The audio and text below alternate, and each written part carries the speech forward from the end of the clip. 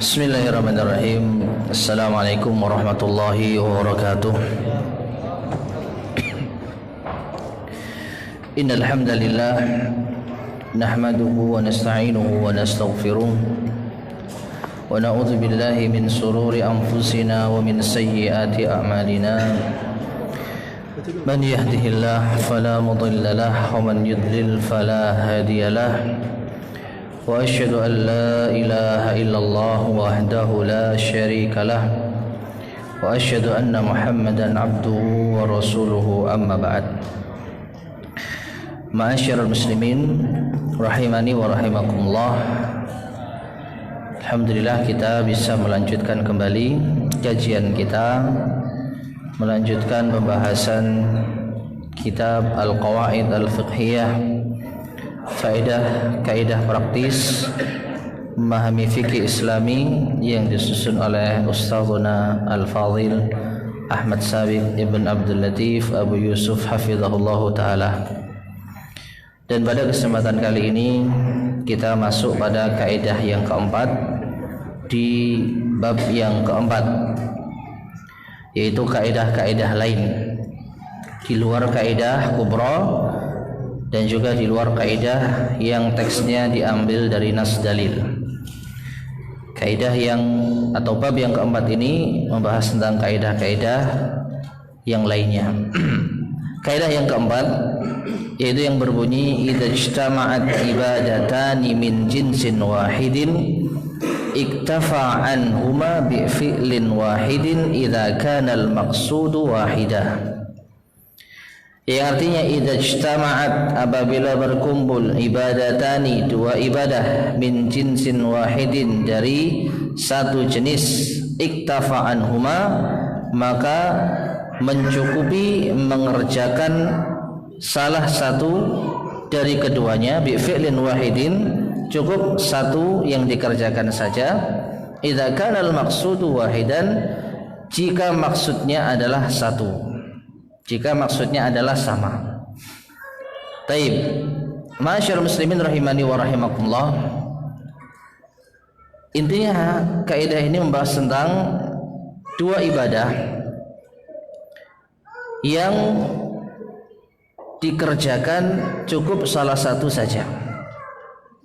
Kurang lebih secara global seperti itu. Ada dua macam ibadah, namun bisa dikerjakan salah satunya saja. Artinya kalau salah satu dikerjakan, maka sebenarnya ini sudah mencukupi untuk keduanya. Namun ada syaratnya, idza kana al-maqsudu wahidan, apabila maksudnya itu sama. Lebih terangnya kita baca penjelasan dari al-mu'allif hafizahullahu taala. Makna kaidah. Beliau mengatakan di sini, maksud dari kaidah ini adalah apabila ada beberapa jenis ibadah yang sama bentuknya dan mempunyai satu tujuan yang sama. Jadi bentuknya sama, tujuannya sama. Maka dengan mengerjakan salah satu perbuatan saja bisa mewakili amal perbuatan lainnya jika diniatkan untuk semuanya. Jadi ada dua jenis ibadah yang sama bentuknya. Misal sholat, ya sama-sama sholat dan sama-sama 2 rakaat. Tujuannya sama. Wallahu a'lam bishawab. Misalnya yaitu sholat sunnah. Yang satu sunnah, yang satu juga sunnah. Maka dengan mengerjakan salah satu perbuatan saja ini sudah cukup mewakili apabila diniatkan untuk semuanya. Selanjutnya beliau membawakan penjelasan dari Al-Hafidz Ibnu Rajab, mengungkapkan kaidah ini dalam qawaid beliau nomor 18 dengan lafaz idza ijtama'at ibadatani min jinsin, apabila berkumpul dua ibadah dari satu jenis, yang satu jenis, fi waqtin wahidin, pada waktu yang sama, laisat ihdahuma maf'ulatan ala jihatil qada, yang salah satunya bukan dikerjakan karena mengqadha.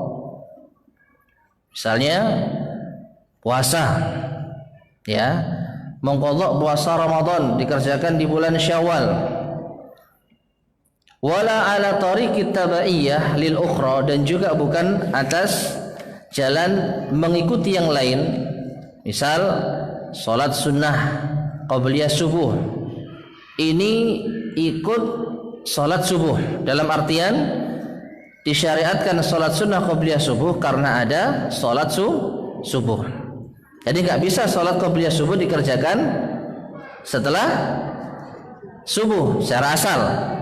Tidak bisa qabliyah subuh dikerjakan setelah terbit duha, setelah maghrib. Ini maksudnya apa? Ini makna dari apa?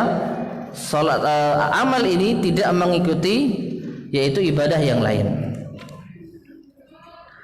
Naam, fil waqti tadakhalat af'aluhuma, dan dikerjakan pada waktu yang keduanya ini saling masuk.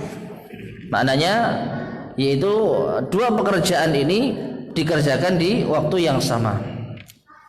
Waqtafa fihi ma bi fi'lin wahid, maka cukup dengan mengerjakan salah satu saja. Tidak perlu semua dikerjakan. Nah, di sini al-mu'allif sudah memberikan kesimpulan yang insyaallah cukup jelas ya. Berarti kesimpulannya bahwa yang bisa masuk dalam kaidah ini apabila memenuhi beberapa syarat. Yang pertama, keduanya satu jenis. Misalkan sama-sama puasa atau sholat atau tawaf atau lainnya.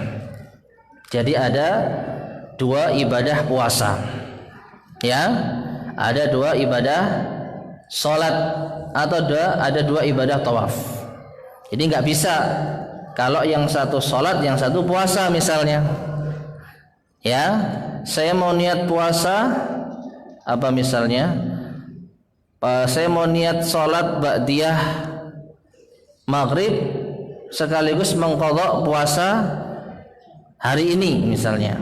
Jadi ibadahnya sholat tapi niatnya puasa, nggak boleh, nggak bisa, karena tidak satu apa jenis, tidak satu jenis. Ini yang pertama. Yang kedua, salah satunya bukan mengikuti yang lain. Jadi salah satu dari ibadah tersebut tidak mengikuti ibadah yang lain. Oleh karena itu salat qabliyah subuh tidak bisa digabungkan dengan salat subuh, karena salat qabliyah mengikuti salat wajibnya. Ya. Jadi syarat yang kedua, misal syarat yang pertama sudah terpenuhi. Apa itu? Dua-duanya sama-sama salat. Ya, jenisnya salat. Bahkan rakaatnya juga sama-sama 2 rakaat. Tapi yang satu itu sebenarnya mengikuti ibadah yang lainnya, yaitu salat qabliyah subuh misalnya. Salat qabliyah subuh ini bisa dikerjakan karena ada salat subuh, karena ada kewajiban salat subuh. Maka tidak bisa kita meniatkan salat subuh saja, kita mengerjakan salat subuh saja tapi niat kita sekaligus apa? Qabliyah subuh. Ya, nggak bisa. Jadi ketika sholat subuh dia niatkan apa? Qabliyah subuh dan subuh, maka ini nggak bisa. Kenapa? Karena sholat qabliyah subuh itu sifatnya mengikuti, ya, apalagi yang satu sunnah, yang satu wajib. Syarat yang ketiga, keduanya dikerjakan dalam satu waktu. Jadi kalau beda waktu tidak bisa. Dan syarat yang keempat, salah satunya bukan dikerjakan untuk mengqadha ibadah wajib yang pernah ditinggalkannya. Oleh karena itu tidak boleh menggabungkan niat puasa Syawal dengan puasa qadha Ramadan yang dia tinggalkan. Jadi misal ada seseorang puasanya tidak sempurna, ada yang lubang, berapa hari dia meninggalkan puasa. Lalu ketika datang bulan Syawal, dia niat apa? Mengqadha puasa Ramadan, tapi sekaligus diniatkan puasa Syawal. Maka ini enggak bisa. Mengapa? Karena salah satu ibadah yang dikerjakan itu ibadah qadha. Meskipun sama-sama puasa, meskipun sama-sama bulan Syawal, Ya, meskipun bukan mengikuti yang lain. Jadi ibadah puasa Ramadan sendiri, puasa sunnah Syawal sendiri, nggak ada kaitan. Tetapi apa? Yang satu ternyata qadha, sedangkan yang satu adalah puasa sunnah, maka ini juga tidak bisa. Taib, selanjutnya beliau menjelaskan di sini, ini adalah salah satu kaidah yang penting yang harus difahami oleh seorang muslim. Karena dengannya seseorang akan mendapatkan pahala banyak dengan satu amal perbuatan. Sedangkan bagi yang tidak memahaminya, maka dia hanya akan mendapatkan satu pahala. Nanti akan kita bahas insyaallah contoh penerapan kaidah. Jadi kalau ada dua macam ibadah, namun dia kerjakan hanya satu saja, tapi niatnya untuk dua tadi, maka kalau dia mengetahui kaidah ini, dia akan mendapatkan dua pahala dari satu amal ibadah. Kenapa? Karena niatnya dua. Tapi kalau nggak tahu kaidah ini, maka ketika dia mengerjakan satu ibadah dengan satu niat, maka dia hanya mendapatkan satu pahala saja. Jadi kalau mau mengerjakan lagi dengan ibadah yang lain, maka dengan niat yang lain pula. Taib. Syekh Abdurrahman As-Sa'di berkata, ini adalah salah satu nikmat Allah Azza wa Jalla dan kemudahannya, karena satu amal perbuatan bisa mewakili banyak amal. Lihat Al-Qawaid halaman 73. Taib. Selanjutnya, masalah ini secara umum masuk dalam keumuman hadis. An Umar ibn al-Khattab radhiyallahu taala anhu qala sami'tu Rasulullah sallallahu alaihi wasallam yaqul. Dari Umar ibn al-Khattab radhiyallahu an, beliau berkata bahwasanya aku mendengar Rasulullah sallallahu alaihi wasallam bersabda, innamal a'malu binniyat wa innamal likulli imri'in ma nawa, faman kanat hijratuhu ila dunya yusibuha aw ila imra'atin yankihuha fa hijratuhu ila ma hajara ilaihi. Ini terpotong ini. Terjemahannya lengkap tapi teks hadisnya terpotong. Bahwasanya Rasulullah SAW bersabda, sesungguhnya amalan tergantung niatnya, dan sesungguhnya masing-masing akan mendapat sesuai dengan apa yang ia niatkan. Harusnya faman kanat hijratuhu ilallahi wa rasulih fa hijratuhu ilallahi wa rasulih. Di terjemahan ada, tapi di teks hadisnya enggak ada.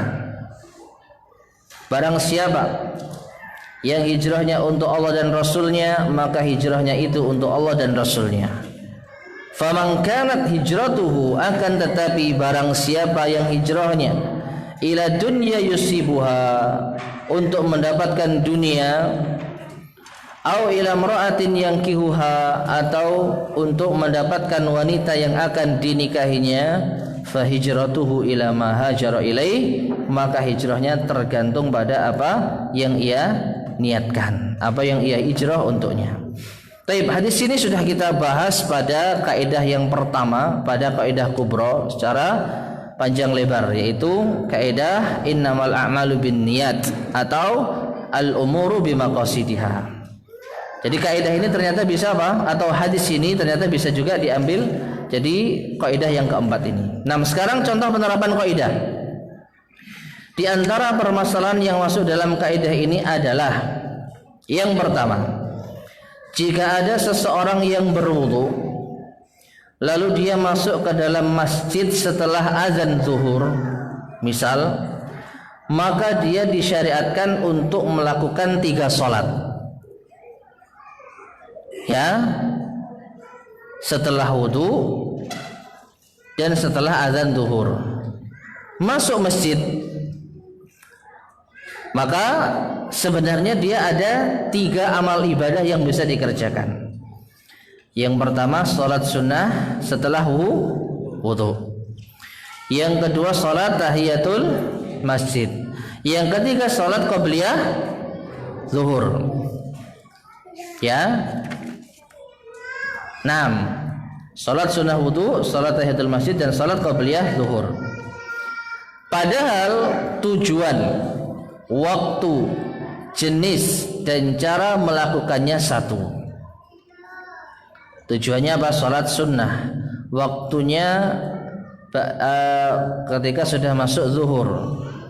Jenisnya sama-sama salat dan cara melakukannya juga sama, 2 rakaat. Maka dalam kondisi demikian boleh bagi orang tersebut untuk melakukan salat 2 rakaat dengan 3 niat. Dan insya Allah Azza wa Jal dia akan mendapatkan pahala 3 salat. Jelas ya? Jadi menurut beliau di sini 3 amalan ini masuk pada kaidah ini. Yaitu apa? Apabila terkumpul macam-macam ibadah. Coba kita kembali ke syarat tadi. Apabila terpenuhi syarat-syaratnya. Coba kita temukan enggak kira-kira ada yang menyelisih syarat ini? Dari salat ba'diyah wudu, salat setelah wudu, salat tahiyatul masjid, dan salat qabliyah subuh. Qabliyah zuhur. Nah, sahih. Pertama satu jenis, sama-sama salat masuk. Kedua, salah satunya bukan mengikuti yang lain. Apa? Salat sunnah wudu ya terkait dengan wudu. Salat tahiyatul masjid terkait dengan masjid. Salat qabliyah zuhur terkait dengan waktu zuhur. Jadi tiga-tiganya hal yang berbeda. Tidak saling apa? Terkait secara langsung. Jadi syarat yang kedua terpenuhi. Syarat yang ketiga dikerjakan dalam satu waktu. Ya. Salat setelah wudu bebas. Pokoknya setelah wudu disyariatkan salat dan kebetulan waktunya pas zuhur. Boleh? Boleh. Pada setelah azan zuhur. Salat Idul Masjid juga sama. Kapanpun masuk masjid disyariatkan salat. Kebetulan ya masuk ketika setelah azan zuhur. Salat qabliyah zuhur juga sama, dikerjakan di waktu sebelum zuhur. Jadi 3 ibadah ini bisa dikerjakan pada satu waktu tersebut. Jadi syarat yang ketiga apa? Terpenuhi. Syarat yang keempat, salah satunya bukan dikerjakan untuk mengqadha. Enggak ada qadha di sini. Tidak ada qadha di sini. Ya, salat sunnah wudu, salat sunnah tahiyatul masjid, salat sunnah qabliyah zuhur. Maka dari keempat syarat ini semua terpenuhi. Sehingga apa yang tadi disebutkan ini apa? Bisa dimasukkan ke dalam kaidah ini. Ya. Jelas ya? Sehingga ketika ada orang masuk masjid setelah wudu dan sebelum sholat zuhur dikumandangkan iqamahnya, lalu dia cuma sholat 2 rakaat saja. Apa niatnya? Niatnya 3 tadi. Tadi saya habis wudu, kemudian ini pas masuk masjid, kemudian ini masuk waktu zuhur. Dia kerjakan cuma 2 rakaat. Maka insya Allah dia akan mendapatkan 3 pahala. Ya, dia akan mendapatkan 3 pahala. Nah, ini contoh yang pertama. Contoh yang kedua, apabila seseorang mendapatkan beberapa hal yang membatalkan wudu. Misalnya dia kentut, lalu kencing, buang air kecil, lalu berak, buang air besar, maka cukup berwudu sekali saja dan sudah mencukupi untuk semuanya. Wallahu a'lam bishawab. Kalau yang nomor 2 ini kita masukkan ke dalam persyaratan, kira-kira bisa enggak?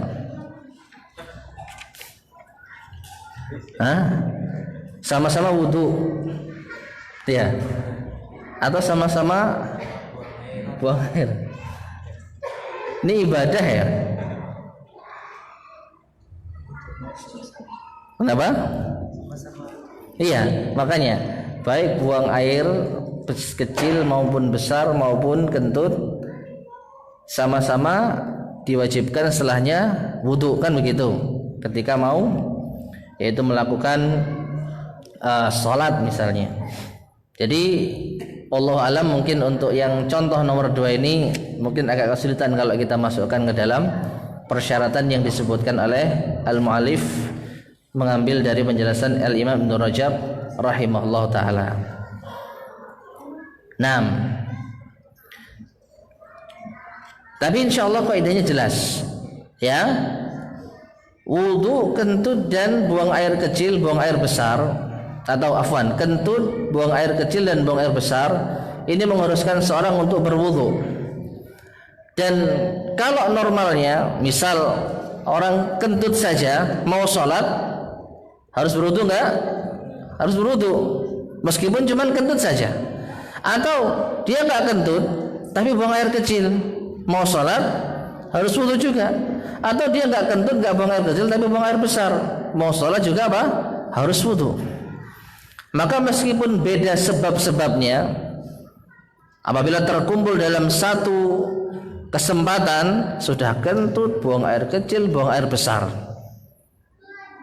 maka ini sudah cukup hanya dengan sekali wudu. Ya, wallahu a'lam bishawab. Jadi 3 macam ibadah wudu untuk mengangkat hadas dengan berbagai macam sebab, ya, ini bisa dilakukan hanya satu kali saja. Yang nomor 3 masih ada kaitan dengan nomor 2.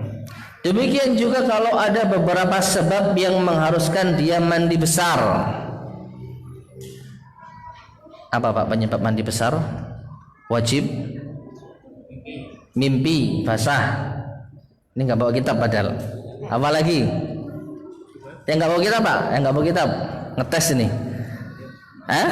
Jima. Ya.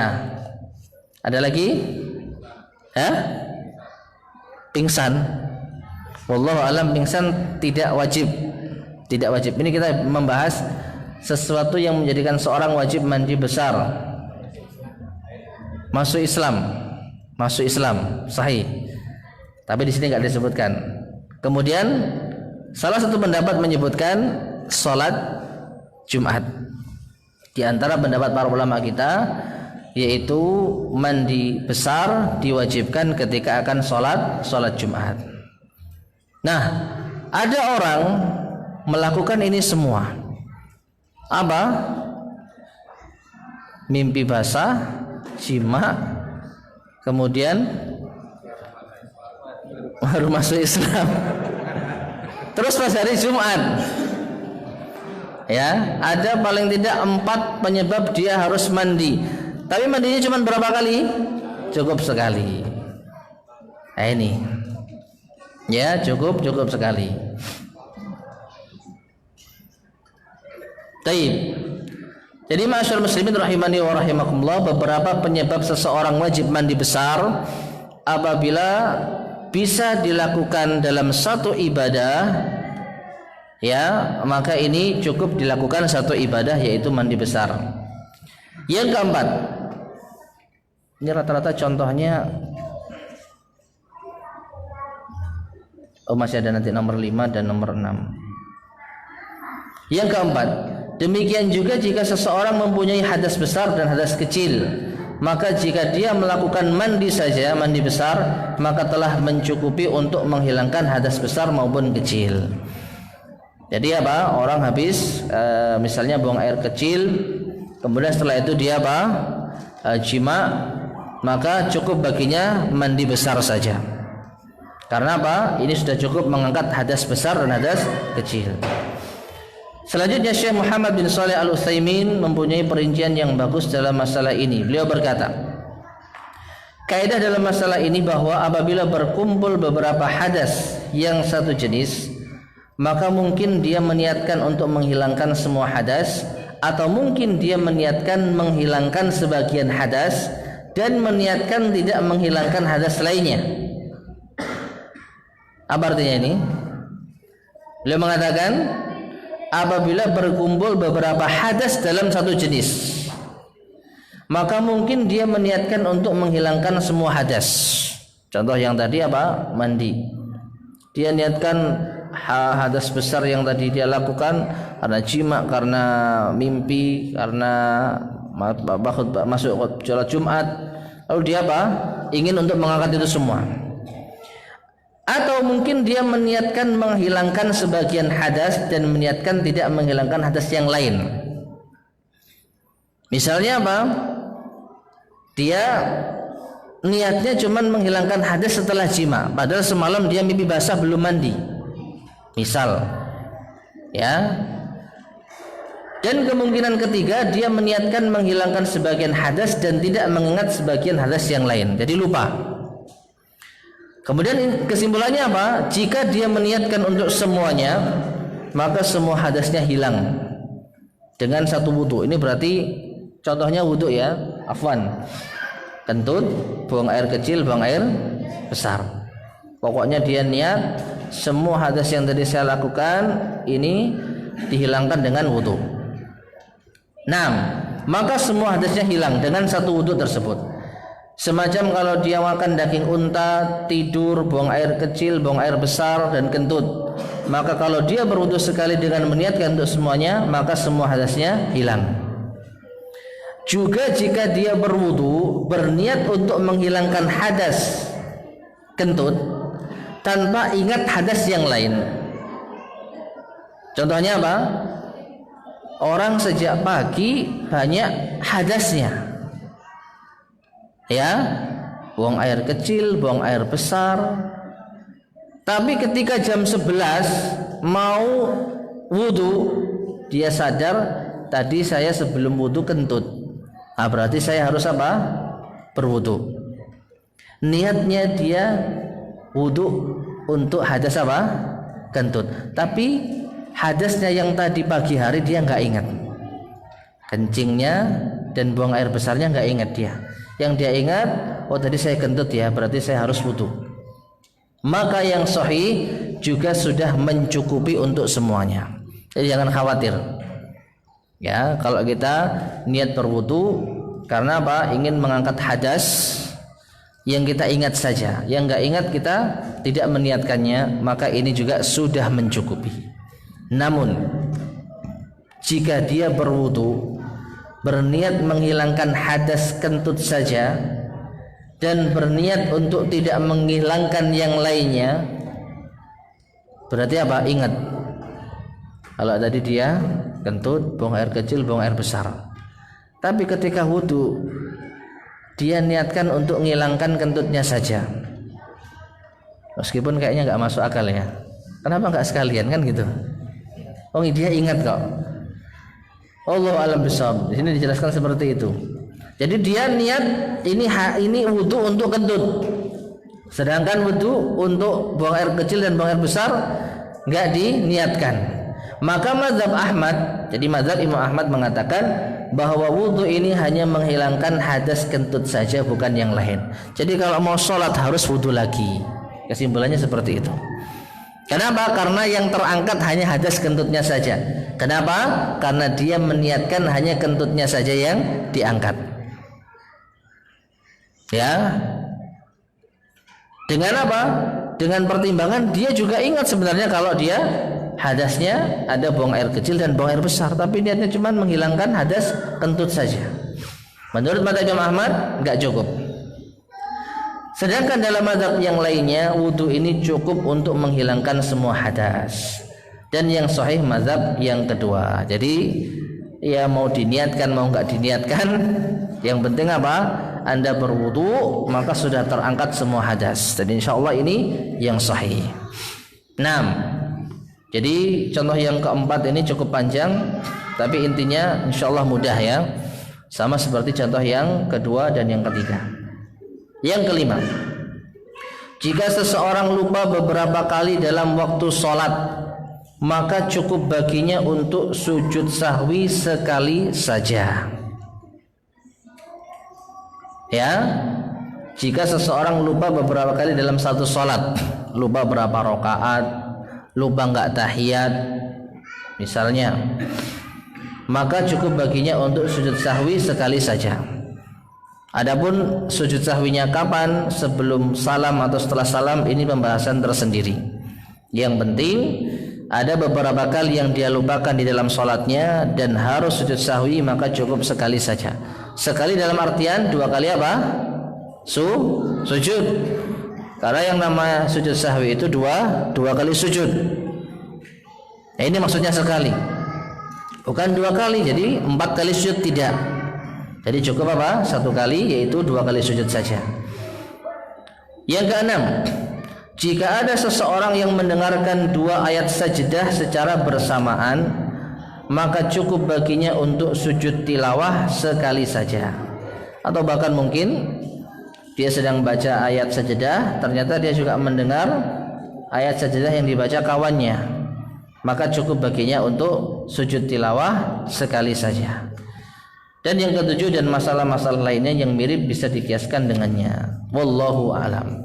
Taib masyarakat muslimin rahimani wa rahimakumullah. Kalau boleh kita sedikit mengomentari, sebenarnya yang beliau contohkan itu hanya satu saja, yaitu apa? Salat. Padahal sebenarnya bisa dicontohkan yang lain, tapi wallahu a'lam mengapa beliau tidak membawakan contoh ibadah yang lain, seperti puasa misalnya. Apa kira-kira puasa yang bisa diniatkan? Senin Kamis dengan puasa Syawal. Ayo kita bahas. Misal puasa Senin Kamis sama puasa Syawal gitu ya. Keduanya satu jenis, sama-sama puasanya masuk. Yang kedua, salah satunya bukan mengikuti yang lain. Senin Kamis tidak ada kaitan dengan Syawal, Syawal juga tidak ada dengan Senin Kamis. Dikerjakan dalam satu waktu di bulan Syawal. Keempat, salah satunya bukan dikerjakan untuk mengqadha ibadah wajib. Senin Kamis ya puasa Senin Kamis, puasa Syawal ya Syawal. Maka berdasarkan persyaratan yang disebutkan di sini masuk. Ya. Jadi dia puasa apa namanya? Hari Senin, dia niatkan ini puasa Senin Kamis, dan kebetulan dia juga apa? Belum puasa Syawal, maka ini dihitung satu hari puasa Syawal. Sehingga misal Senin Kamis ping 3 di bulan Syawal, maka wallahu a'lam bishawab, ini sudah apa? Mencukupi. Ini sudah apa? Mencukupi. Ada lagi contoh yang bisa dibawakan? Ini kurban dengan akikah. Sebagian ada yang berpendapat bisa. Intinya itu. Karena melalui pertimbangan, ada yang berpendapat kurban itu wajib. Ini. Tapi di sini nggak ada ya. Ada ya. Salah satu jenis. Wallahu alam, yang ana fahami salah satu jenis ini sama-sama ibadahnya dan sama-sama kalau sunnah ya sama-sama sunnahnya. Sedangkan kalau kita mengikuti pendapat kurban itu wajib, maka otomatis tidak terpenuhi syarat yang pertama. Tapi memang benar ada di antara para ulama kita yang membolehkan. Jadi sekalian akikah, sekalian kurban. Wallahu a'lam bishawab. Ada lagi contoh yang lain? Sama-sama wajib. Kalau sama-sama wajib, wallahu a'lam, kayaknya beda pada ini loh. Di dalam kaidah ini disebutkan idza kanal maqsudu wahidan, apabila maksudnya sama. Ini yang mungkin agak sedikit perlu kita fikirkan ya. Maksud sama ini apa? Maksudnya sama. Karena di dalam penjelasan Syekh Muhammad bin Shalih Al-Utsaimin, kalau kita bacakan, sempat saya mencari penjelasan beliau.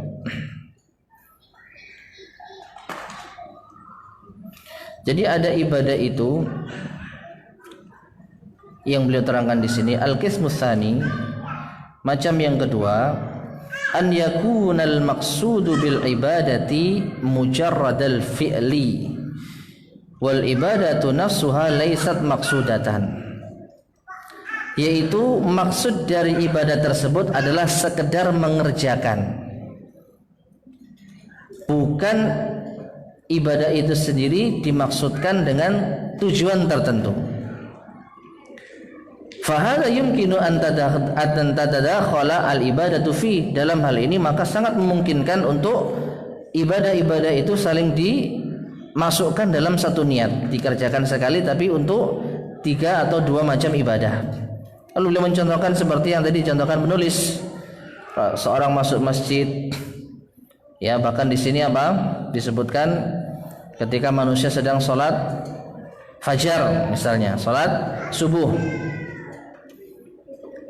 maka fa inna minal ma'lum annal insan idza dakhala al masjid la yajlis hatta yusalli rak'atain. Sudah diketahui bersama kalau orang masuk masjid maka dia tidak duduk sebelum salat apa? 2 rakaat.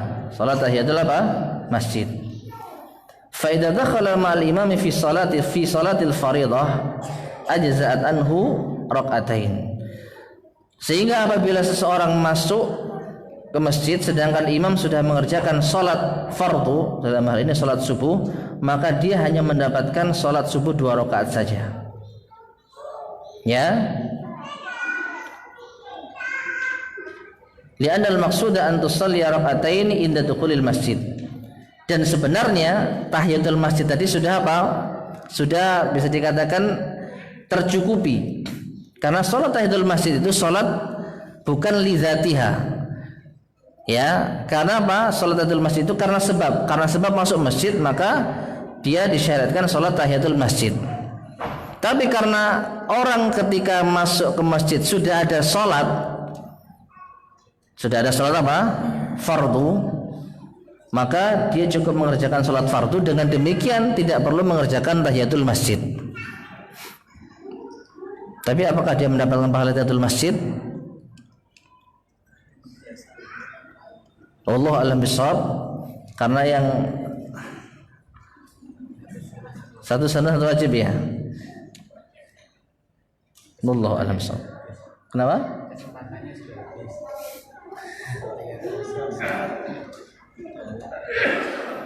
Tergantung kebiasaan sebelumnya. 6.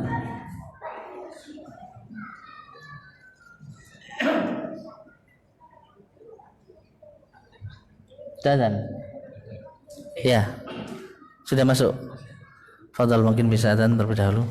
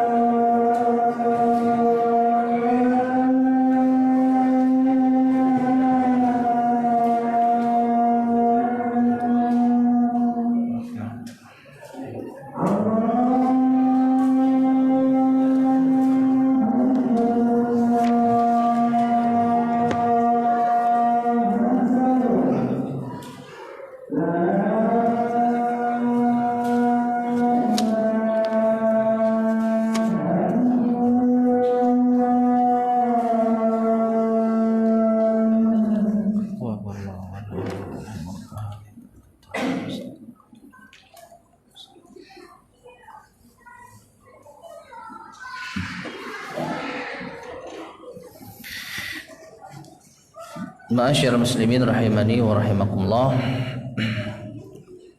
Jadi di sini intinya ada beberapa ibadah yang bisa dikerjakan dalam satu perbuatan dengan banyak niat, dan ada beberapa ibadah yang tidak bisa dikerjakan dalam satu perbuatan dengan banyak niat.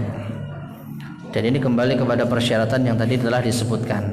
Dan mungkin di antara para ulama kita ada yang berbeda pendapat di dalam persyaratan tersebut, maka ini hal-hal yang wajar.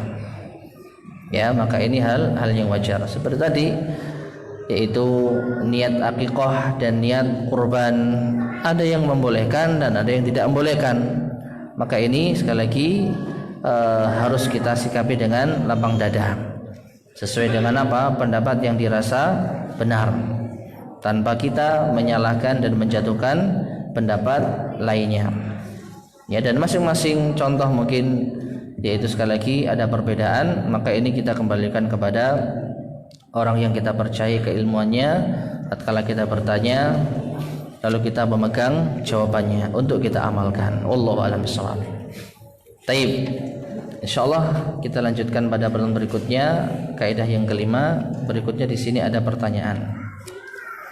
Afan Ustadz, bagaimana hukumnya kalau kajian pakai cadar tapi kalau di perusahaan tidak pakai cadar?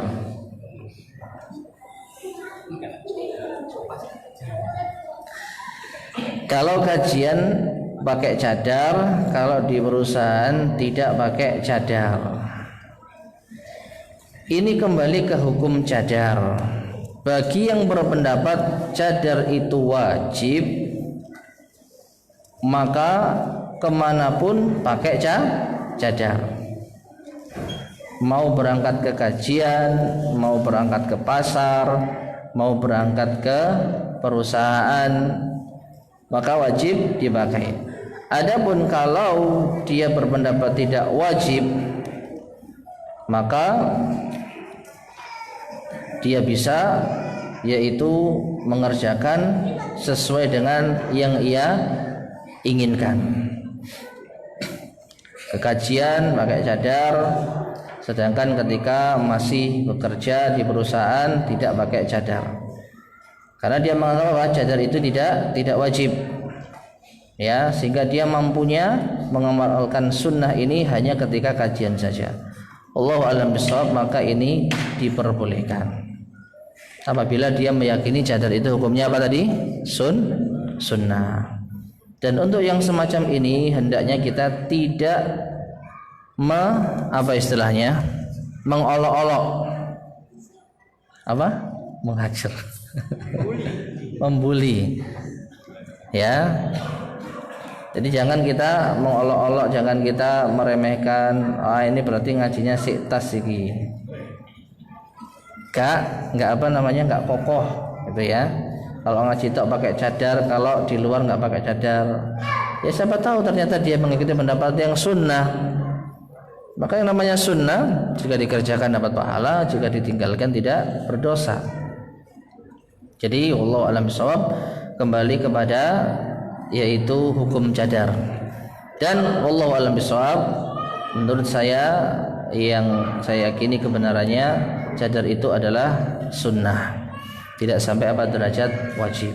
Wallahu a'lam bishawab. Ada lagi yang tanyakan?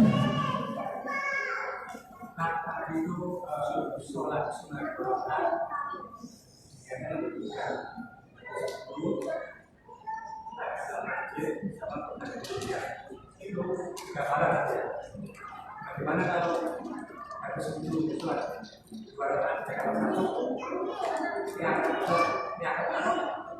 setelah itu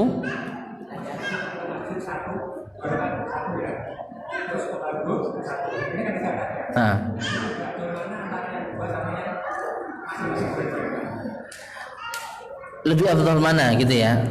Wallahu a'lam bishawab. Kalau lebih afdalnya ya, yang jelas dia melakukan satu kali ibadah kan, yang pertama. Kalau yang kedua, dia 3 kali ibadah. Dihitung dari sujudnya, ya sujudnya cuman 4 kali. Yang pertama. Kalau ini sujudnya berapa? Ini kalau kita nilai sujudnya saja 12 kali. Ya secara logika sederhana, ya tentu lebih baik yang banyak tadi. Iya. Jadi dia ngerjakan ini, ngerjakan ini. Wallahu a'lam bishawab.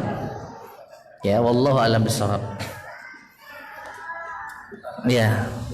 Inilah. Sholat sunnah mutlak itu waktu dan jumlah bilangannya itu berapa?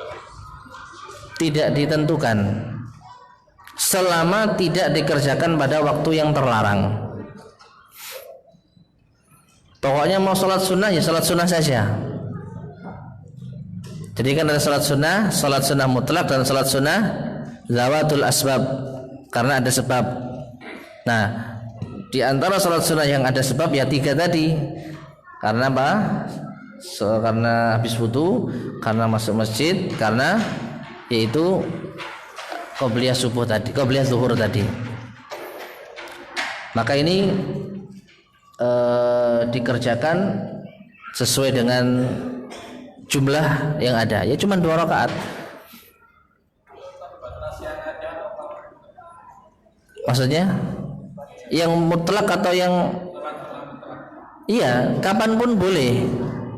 Kapanpun. Artinya begini, ketika kita misalnya nanti malam kita mau sholat sunnah misalnya, mau sholat sunnah mutlak, kemudian kita kerjakan sholat sunnah berapa rakaat, ya silakan.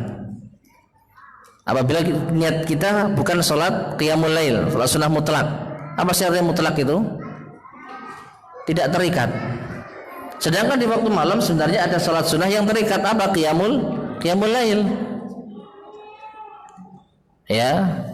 Jadi sehingga kalau kita sudah selesai sholat qiyamul lail dan kita akhir dengan witir misalnya, lalu ada sisa waktu atau bangun lagi ternyata masih ada waktu, lalu kita mau sholat silakan. Ya. Nah, semacam itu. Adapun kalau dikerjakan di waktu-waktu yang terlarang, kalau sholat itu sholat sunnah mutlak, ya tidak boleh. Setelah subuh sampai matahari telah meninggi, agak meninggi. Kemudian saat zawal, saat matahari tepat di atas kepala kita, ya kurang lebih 10 menit sebelum azan zuhur. Kemudian setelah sholat asar sampai maghrib. Namun di sini yang dijelaskan oleh para ulama kita, yang tidak diperbolehkan sholat sunnah mutlak. Sehingga kalau kita masuk masjid di waktu-waktu itu, wallahu a'lam bishawab, sebagian para ulama membolehkan. Jadi kita sholat tahiyatul masjid pas apa? Ba'da subuh atau setelah asar sebelum maghrib, maka Allah alam diperbolehkan karena ada sebabnya. Allah alam sahab. Okay.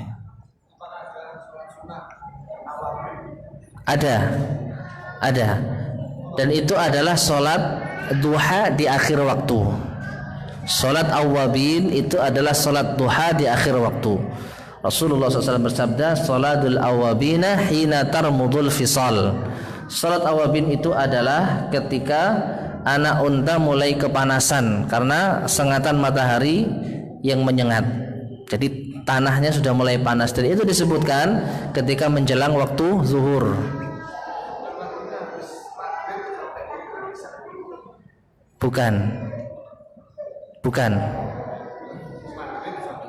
Bukan yang saya ketahui, sholatul awabin itu ya ketika anak unta mulai kepanasan, ya itu sholat duha di akhir waktu. Sebagaimana sholat duha di awal waktu ada istilah sholat isyraq atau sholat apa? Syuruk. Nah, itu sholat duha sebenarnya tapi di awal waktu. Nah kalau sholat duha di akhir waktu itu namanya sholat awabin. Apa awabin? Apa artinya awabin? Orang-orang yang aibuna, kembali. Jadi orang-orang yang kembali kepada Allah Subhanahu wa taala, orang-orang yang bertaubat. Nah ini awwabin.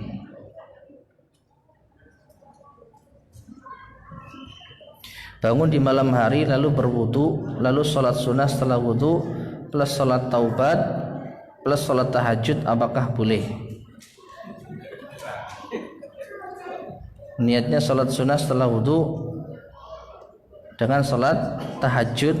Nah ini sholat taubatnya ini yang jadi masalah. Apakah ada sholat taubat? Ada. Setelah melakukan maksiat.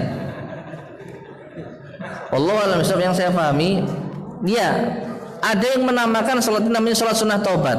Tapi prakteknya apa? Ya orang yang telah jatuh pada kesalahan dosa lalu ia ingat kepada Allah lalu dia sholat 2 rakaat.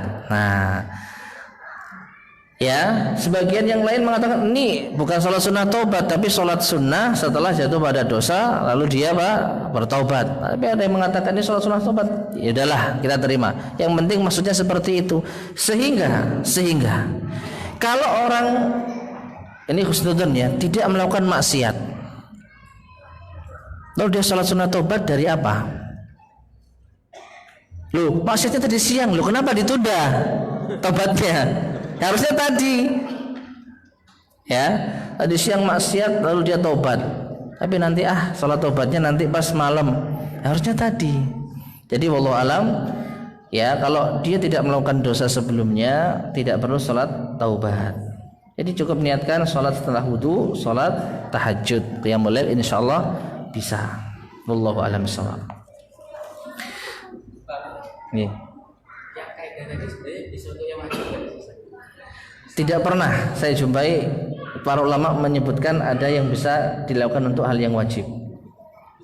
Karena masing-masing wajib itu maksudah lidzatiha. Salat maghrib ya maghrib. Salat isya ya isya, subuh ya subuh, zuhur ya zuhur. Jadi masing-masing itu dimaksudkan tersendiri. Misal kodok misalnya ketika seorang wanita itu memiliki hutang karena dia menjalani sholat subuh terus kemudian dia haid. Ini kan dia punya hutang sholat subuh dan kemudian dia menjumpai dirinya suci di waktu subuh yang sehingga dia juga memiliki kewajiban sholat subuh juga. Iya. Apakah cukup sekali? Jawabannya tidak. Kan syaratnya tadi ada tidak kodok salah satunya. Kan satunya tidak sama-sama wajibnya. Sama-sama wajib, tapi yang satu kan kodok. Syarat yang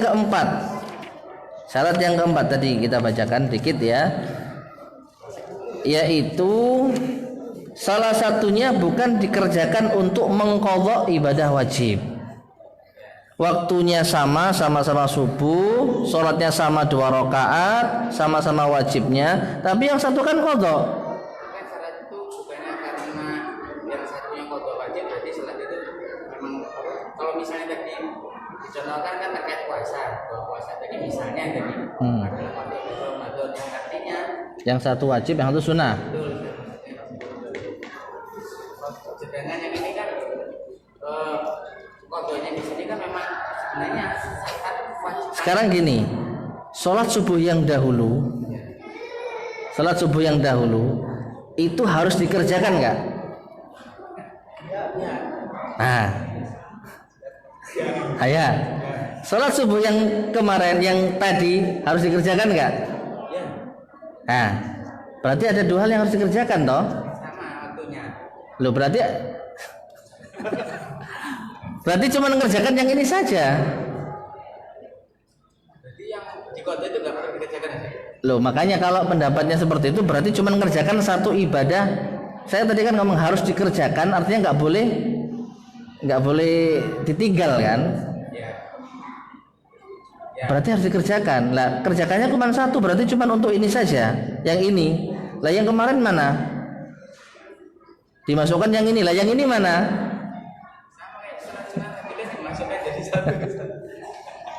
Tapi ya intinya nggak bisa, ya.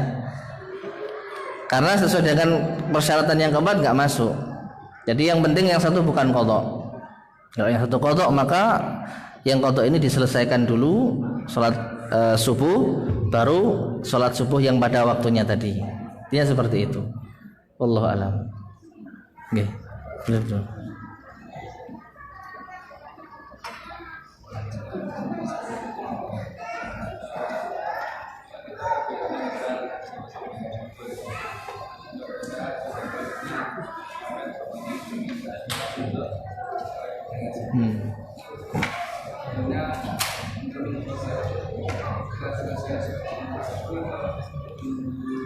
Boleh setelah salat subuh langsung.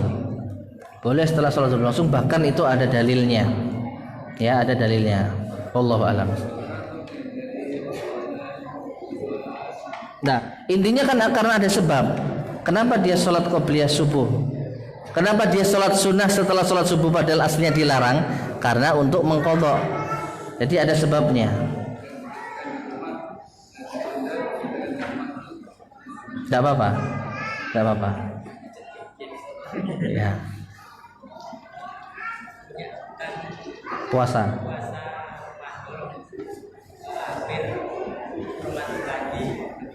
Bayar.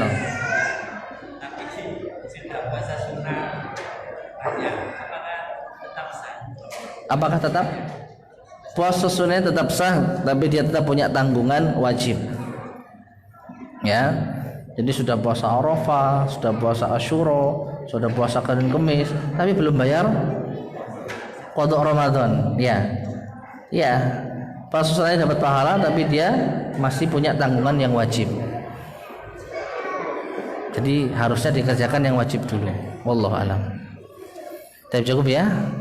Baik, kita akhiri. Subhanakallahumma wa bihamdika asyhadu an la ilaha illa anta astaghfiruka wa atubu ilaik. Walhamdulillahirabbil alamin. Assalamualaikum warahmatullahi wabarakatuh.